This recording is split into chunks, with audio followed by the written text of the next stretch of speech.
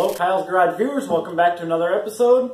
As you can tell by the title, this is going to be tearing apart the 2.9 liter V6 and maybe trying to figure out what went wrong with it. But yeah, I think we're not going to mess around. We're going to jump straight into it. I might show, there's one thing I want to show right off the bat. It's going to be a technique to getting that the clutch fan off.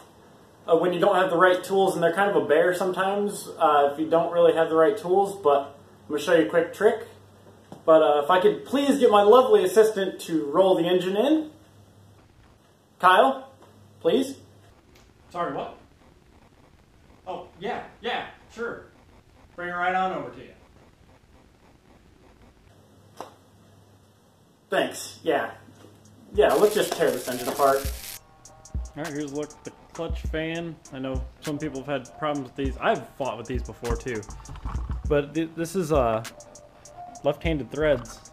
So you go righty-loosey. And there is a special tool for this that it's like a spanner wrench, I guess. Big one that you get on there and you can hit it with a hammer, and they have some for impacts. But I don't have either of those things right now. But what I do have is a regular old chisel and a hammer.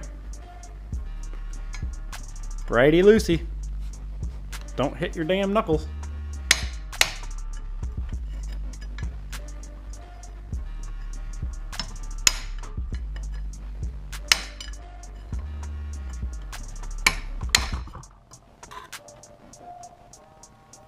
Bump the camera, but I think we're good. Yay, it's moving.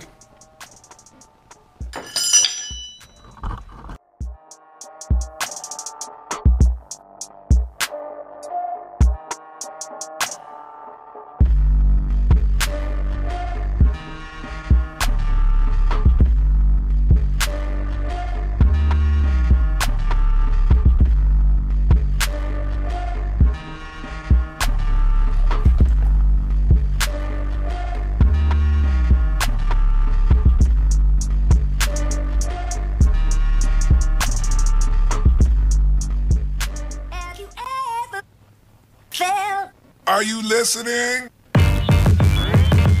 Damn.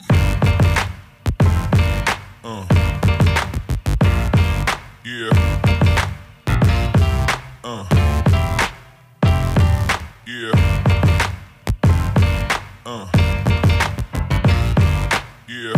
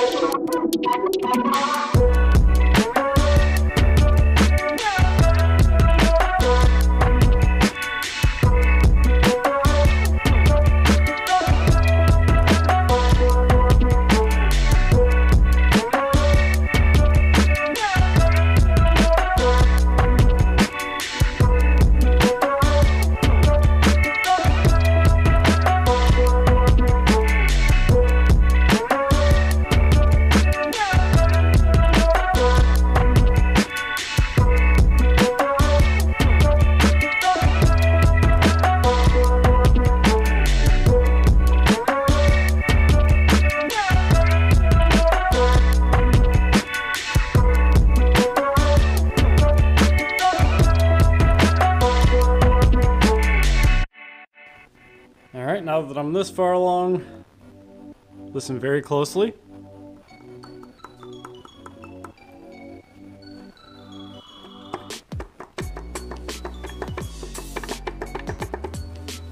That's pretty much every single rod bearing. Oh, that one's real bad.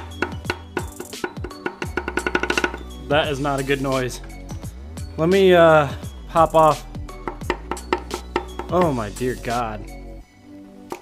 Let me pop off one of these rod caps and see how bad it is. They're all about that bad is what it seems like. Yeah, let's see exactly how bad the damage is. All right, let's see what we got.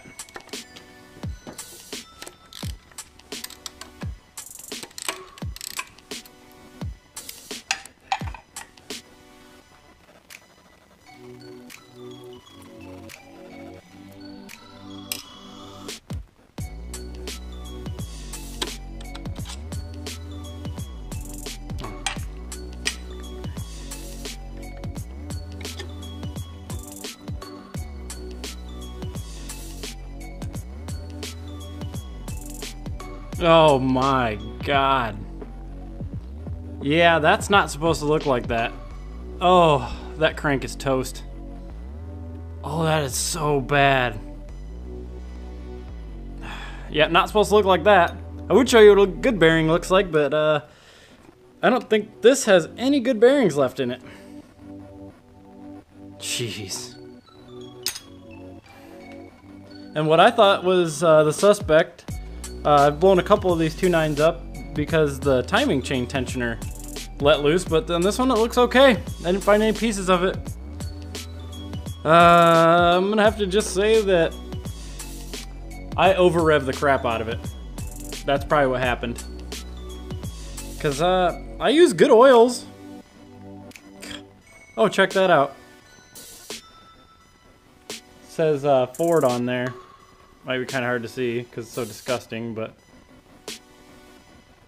yeah. So those were probably original. I'm not seeing any, like, I don't know. There's numbers and stuff on it, but not exactly sure what any of them mean. None of them look like sizes to me. But yeah. Well, now we know. I don't have to go any further with this one. Alright, there you have it. And as you see, we got the 2.9 liter completely apart. And now we know that the engine's completely junk. And we knew that to begin with, but oh well, I wanted to know anyway. But man, those rod bearings are gone. I don't even feel like taking anything else apart on the engine. I could probably pull one of the main caps or anything like that, but I really just don't care at this point.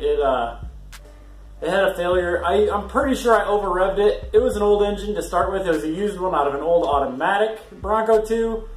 And I put it in a manual, and I drive like a jackass. So I ended up blowing up this one too. It didn't last very long at all. I think it was like less than 5,000 miles. And all that nasty, sludgy, goopy crap, that was, I have no idea why. I know I did run Lucas in it because it started rattling, and I just dumped that in there. Maybe that's what happens to Lucas after it sits for 5 years in a field, but it's disgusting. Anyway, we got the 2.3 liter Lima turbo engine that's supposed to go back in there. What do I mean supposed to? It is going to go back in there. We're going to put that in there. What do I mean back in there? I didn't even have it in there in the first place. 2.3 liter turbo in the Bronco. Gonna make it happen regardless. It's gotta happen. I've come way too far to backtrack and do anything else. I just need to figure out the transmission situation and how the drive shaft is gonna work up and stuff like that. But all of it's gonna be documented like I've said in the last couple of videos. But the next video or episode or whatever I decide to do, I don't know exactly. It'll probably contain the Bronco because we've been going pretty hot and heavy on the Bronco. Then again, maybe it won't be something with the Bronco. You'll just have to stay tuned to find out. But until then, guys, take care, and I'll see you next time.